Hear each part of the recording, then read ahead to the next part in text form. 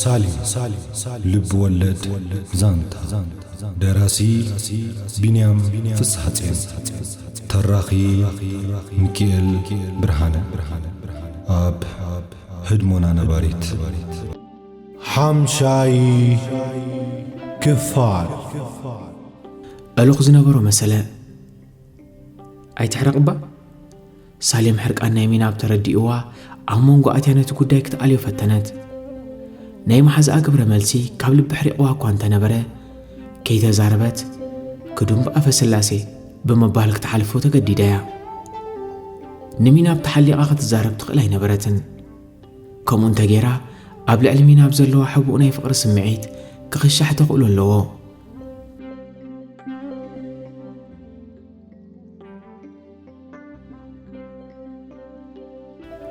محزاخي أدلنيا سلازوخونات كحرق ترايز خل أمبر سالم قويلا مستقمته توزر بأوخي كتساله كمس بمبالت أمتا عبقز تازف قراها سالم سقعت من بابو بسمعيت كقتسلا يدلين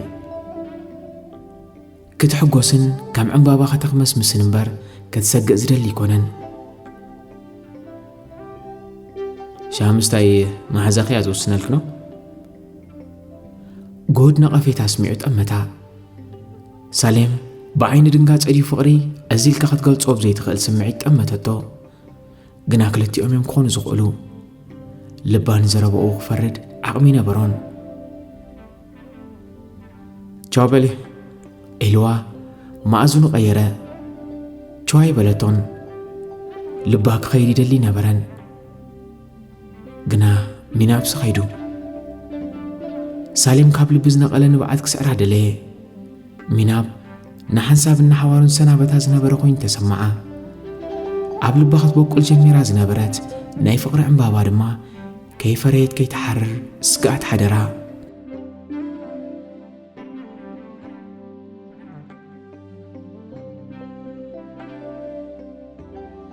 عطو تسفى يسوس تسفى مسدر قواب زقمة تقول بيت كوحكوحو ترأيو حنت قربيت مع فتت تسفاي يولو دغول كم سرق وشت أو سمعتهم فرحة ناس تناقده حتتو منهم قداي نبرامن كي رأيو معالتات سلز قبرو داين مفلات يوم بيتو مت يومو مريت كوسر مخان دحرز فلت ولا أوان وتراب كلمي كهلو نابدك خلقت كيبل واردي غينهم كحلو واون تأبنجا خلق كحد صلو ينبرون أبوي تسفاي يسوس تسفاي ناخذ مسمسة قلقلة قصهم بمرأيو كابهم لعلي استحقوسا نسيو بزيش ما قلن وحسن سالم قالي هبكا لخو كابلو وزموت ملسيلو حقوسا بقصو فسسا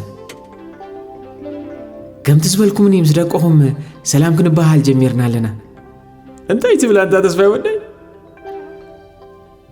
نسومون بتسمع كنافرهم كفتو قنا قلتيهم أفهم كدنو حقوسهم نهنت إنتهم زخشح خيكون نسمعتهم كقبروا اللهم أما قبر زي كنا قنا عب نفسهم تراي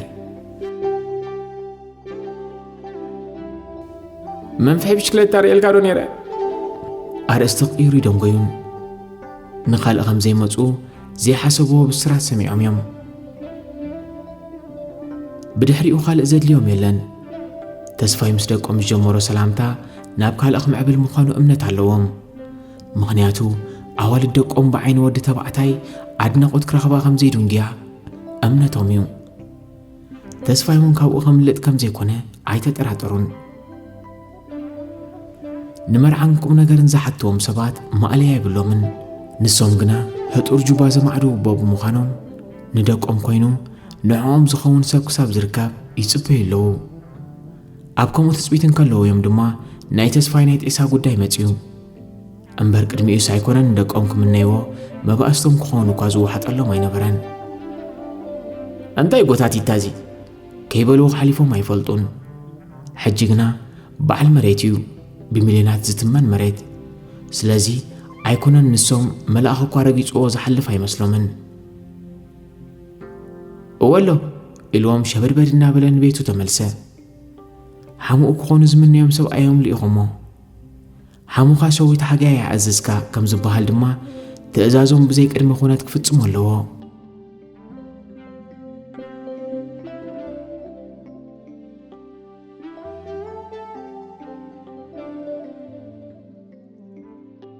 ሚናብ ኣህድኡ ኣብ ዝነበሮ ማይ ዕዳጋ ካብ ዝርከብ 3 መዓልቲ ሓሊፉ ነበረ። ኣባል ቀዳማይ ዙርያ ሃገራዊ ኣገልግሎት ብምንባሩ ወያነ ወራር ድሕሪ ምጅማሩ ሃገሩ ክከላኸል ዝኸተተ ዜጋ እዩ። ማይ ዕዳጋ ካብ ከተማ ደቀ መሓረ ንደቡብ ኣስታት 7 ኪሎ ሜትር ርሒቓ ትርከብ ቁሸት እያ።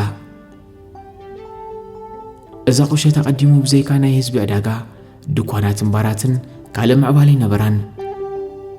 ወያነ ብልዕሊ ኤርትራ ወራር ካብ ዝጅመር እንዳሓር ግና ቀንዲ መናሃርያ ኣባላት ሓይልታት ምክልኻል ኤርትራ ብምዃና ጽሙኣ ነበረያ ነበረ ክኸውን በቒዑ እዩ። ከርሳ ብኣባላት ሰራዊት ኤርትራ መሊኡ ኣብ እዋን ምሸት ላምፓዲና ምሊሕ ክብል እንከሎ እታ ዓዲ ቁሸት ዘይኮነት ፌስቲቫል ዝካየደላ ዓባይ ከተማ እያ ትመስል።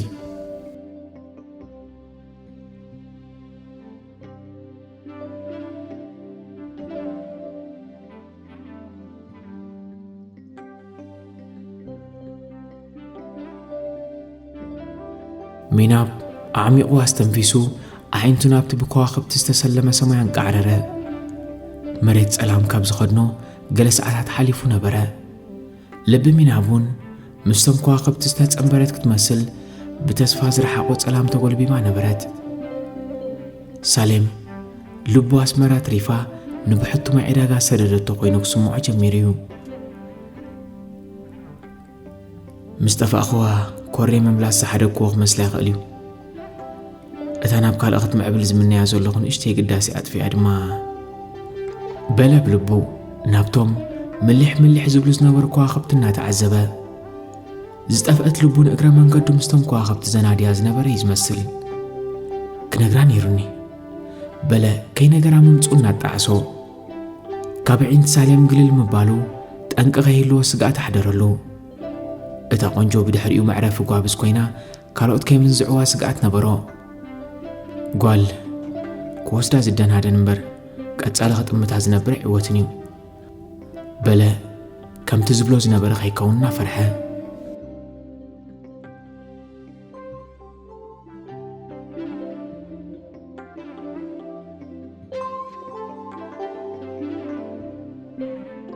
ሰንበል ከተብፅሓ ዝተሳፈረት ኣውቶቡስ ከባቢ ገዛውታ በፂሓ ደው ምስ በለት ሳሌም ሸበድበድ እናበለት ወረደት። መሬት ጸላም ሰፊንዎ እዩ።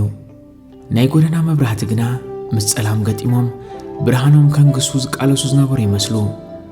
ንሶም ብዝፈጥርዎ ብርሃን እታ ጐርዞ ካብ ፍርሒ ተገላጊላ ተኣማሚና ክትስጉም ሓገዞም ኣበርኪቶም ሙላዮም። ካብ ስራሕ ሰዓት 8 ድሕሪ ቀትሪ ስለ ትወፅእ እንተ ቐልጢፋ ሰዓት 9 እያ ገዛኣ ትበጽሕ። ኣብ ከምዚ ብፍላይ ናይ ጎደና መብራህቲ ብዘይህልወሉ እዋን ካንሾላ ኣኽሳብ ትበጽሕ ፍርሓትን ወጥርን ጽዕኒ ዝብላ። ዝተኸደነቶ ነዊሕ ዝታኬቱ ጫማ ከም ድልያ ክትስጉም ኣይሓገዛን።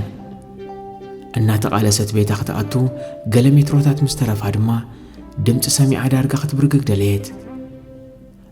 እንተኾነ ኣእጋራ ጉያ ኸይጀምራን ከለዋ ፍርሓታ ዝቕንጥጥን ልባ ዝመልስን ምርኢት ተዓዘበት። እቲ ዝጽዋዕ መንእሰይ ተስፋይ ምንባሩ ኣረጋጊጻ ከም ዘይጐድኣ እምነት ሓደረት። እንተኾነ ምሸት መጸውዒኡ ምኽንያት ክርዳእ ኣይከኣለን። ከም ፈራሕ ተሓስቦ ብምንባራ ተግባሩ ከየገረም ኣይተረፈን። እንታይ ዳ ረጊጽ ክንተሓልፊ ተስፋይ ንፈለማ እዋን ድፍር ኢሉ ቃሉ ስምዐ። ሳሌም ከምኡ ባህሪ ስለ ዘይትፈልጠሉ ኣዒንታ ተኺላ ጠመተቶ። መስተ ጥዒሙ ኸይከውኑ እንተጠራጠረት። ኣወዳት መስተ እንተሰትዮም ናይ ፈጣሪ ቦታ ዝሓዙ እዩ ዝመስሎም ዝብል ኣባህላ መሓዙታት ዝበላ ማለተይሲ ከም ደቂ ገዛውቲ መጠን ሰላም ክንበሃል። ዘረብኡ ተቆራሪጹ ካብ ቁፅፅሩ ወፃኢ ወልደፍደፍ በለ። ኣብ ጸልማ ደኣ ኸመይ ገይረ ክርእየካ በለቶ ካልእ ክትብሎ ስለ ዘይከኣለት። ተስፋይ ንግብረ መልሲ ተቐሪቡ ብዘይምጽንሑ ሕፍረት ቀቢርዎ ኸይተዛረበት እምበለ። ሳሌም ድማ ኩነታቱ ተገንዚባ ከይተፋነወቶ ንቤታ ምራሐት። ሚናብ ወጋሕታ ተንሲኡ ነታ ማይ ዕዳጋ ካብ ዝመጽእ ካብ ልቡን ቀልቡን ዘይረሓቐት ሳሌም ናይ ናፍቖት ደብዳቤ ክጽሕፍ ተዳልወ። ኣብ መጽሓፍ ዘለዎ ሓያል ዓቕሚ ተጠቒሙ ነቲ ብሰንኪያ ረኽቦ ዘይገለጸላ ናይ ልቡ ስምዒት ክገልጽ ብርዕን ወረቐትን ኣራኸበ። ከም ተራ ሰብ ኢደይን ሰላምታ ዘርጋሕኩልኪ ናይ ፈለማ ኣጋጣሚ ዝተሰማዓኒ ስምዒት ሎሚ ንድሕሪት ተመሊሰ ክዝክሮን ከለኹ ፍሉይ ጦብላሕታ ይፈጥረለይ ኣሎ። ምሳኺ ምስ ተላለኹ ዓለም ዕምባባ ጥራይ ዝተተኽላ ቀጽሪ ኮይና ትስምዓንላ። ምኽንያቱ ንስኺ እቲ ብዕምባባታት ከም ዘጌጸ ንኣምኖን ንምነዮን ገነት ኣብ ልበይ ተኺልክዮ ኣለኺ። ከመይ ዓይነት ፍጥረት ምዃንክን እንታይ ዓይነት ልቢ ዝስዕር መንፈስ ከም ዝወነንክን ይገርመኒ ኣሎ። ንኽንደይ መንእሰያት ብፍቕሪ ኾን ስዒር ክትኾኒ ኣነ ግና ብኢደ ወነነይ ኣብቲ ትስዕርሉ በዓቲ ፍቕሪ ኣትየልክ ኣለኹ። ስለዚ እንተደሊኺ ቅተልኒ እንተደሊኺ መሓርኒ ዝብሎ የብለይን። ግና ፍቕሪ ተሰኪመ ምህላወይ ክገልጸል ክደሊ ፍቕሪ ክመሓር ዝግብኦ ንዓይን ንዓኽን ዝፈጠረ ምዃኑ እንተኣሚንክ ድማ ትምሕርኒ ግዲ ትኾኒ።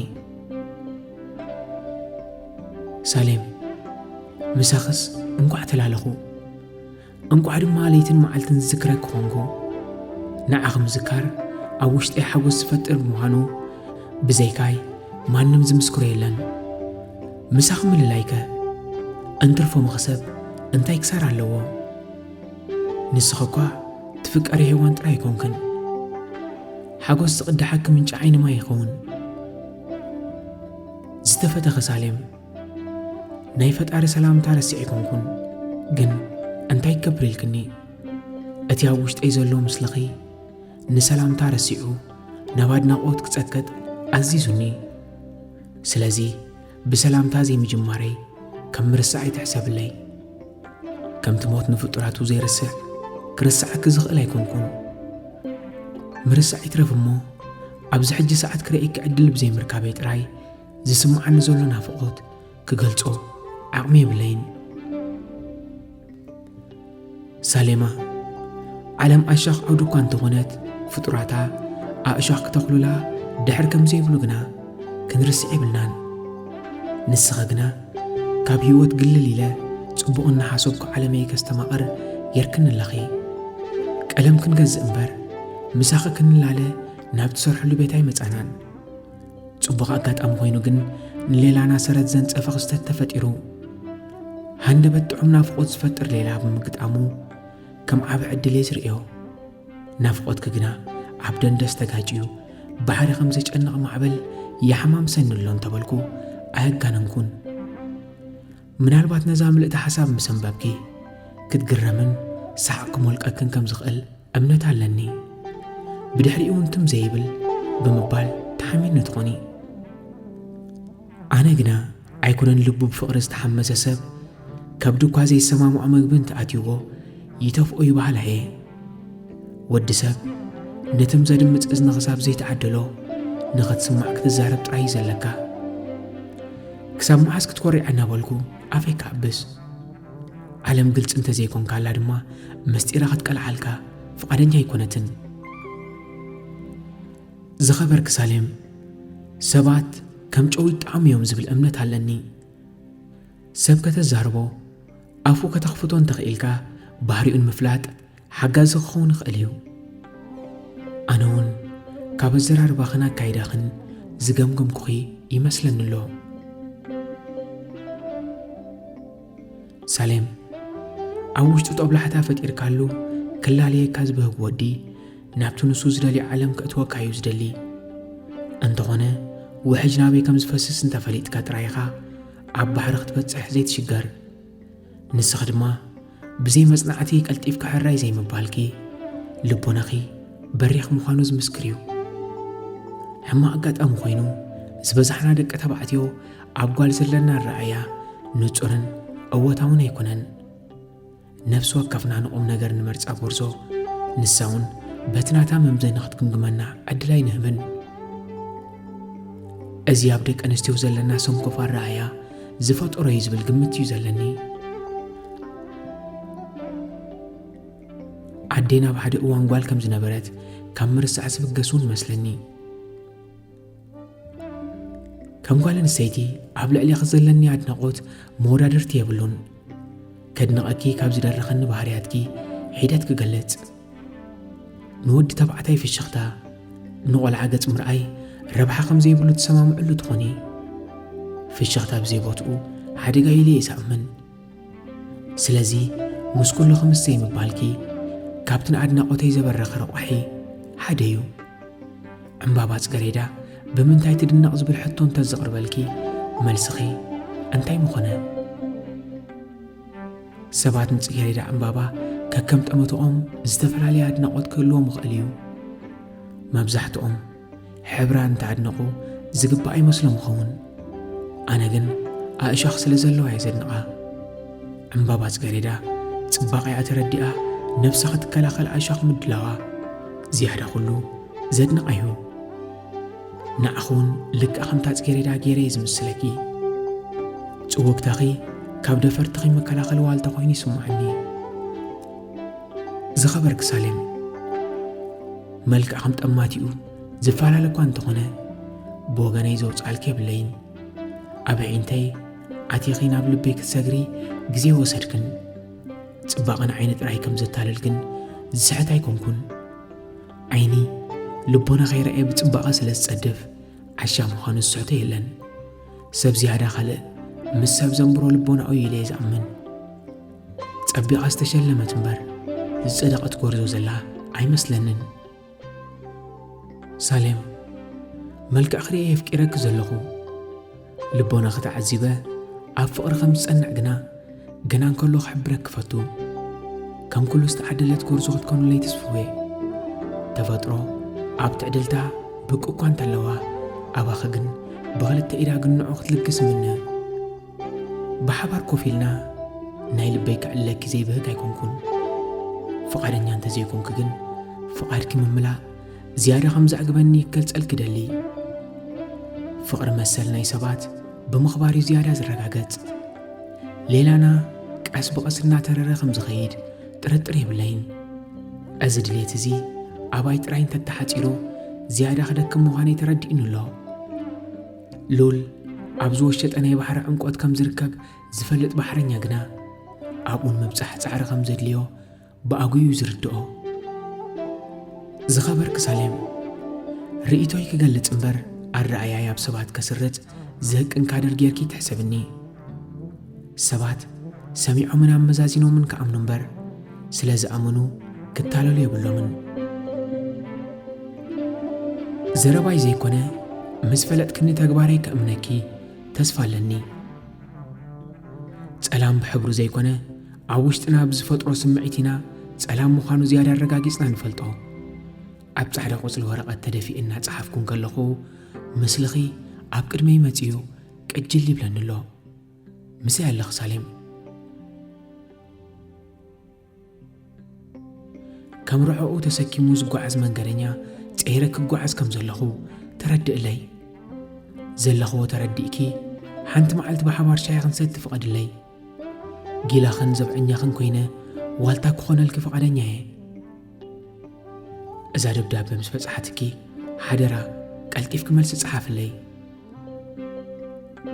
ሚናብ ነዛ ዝጸሓፋ ደብዳቤ ብሰብ ገይሩ ናብ ሳሌም ትሰርሓሉ ፈራሜንታ ካብ ዝልእካ 2 ሰሙን ሓሊፉ ደብዳቤ ተማሊኡሉ ዝኸደ ወዲ ሓድኡ ግብረ መልሲ ናይ ደብዳቤ ሒዙሉ ኣይተመልሰን ኣብ ክንደኡ ደብዳቤ ኸብፂሕልከ ግና እታ ጐርዞ ባዕለይ መልሲ ክጽሕፈሉ ብምባል ኣፋንያትኒ ዝብል ሓበሬታ ይምፂሉ ሚናብ እዚ መልእኽቲ ኣብ እዝኑ ካብ ዝበጽሕ እንድሓር ፈጺሙ ድቃስ ዝበሃል ኣይወሰዶን ሳሌም መልሲ ዘይመስደዲኣ ምኽንያት ስለ ዘይትፈትዎ ምዃና እናኣመነ ብሓሳብ ተነነወ